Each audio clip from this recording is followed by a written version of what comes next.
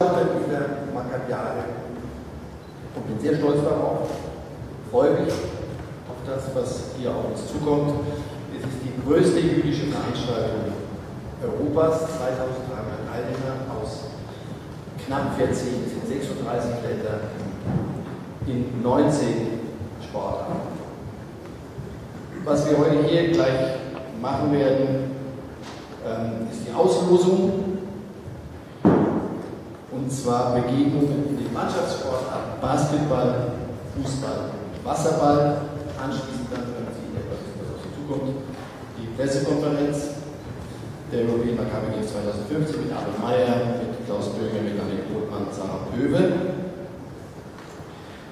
So, und deswegen die Paten. Den Organisatoren gelungen, tolle Paten für die Sportarten zu finden. Und bevor wir auslosen, würde ich Ladies First Sarah Pöwe bitte vorstellen. Wenn Sie sie nicht schon kennen, eine der besten Schwimmerinnen der Welt. Sarah, würden Sie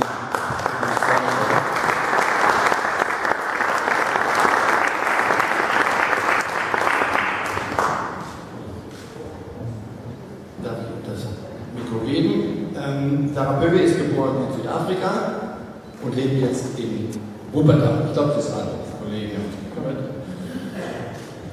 Was bedeutet Maccabiade für Sie jetzt in Deutschland? Als ehemalige Sportlerin wurde ich schon öfters mal eingeladen, eigentlich in Israel teilzunehmen, aber hatte leider nie die Möglichkeit.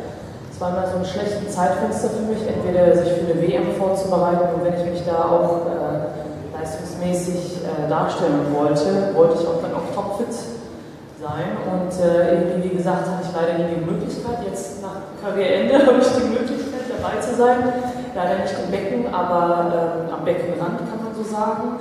Ich freue mich riesig, es ist eine absolute Ehre, dabei zu sein. Es hat natürlich auch einen sehr historischen Wert. Nicht nur, dass es in Berlin stattfindet, aber für mich selber.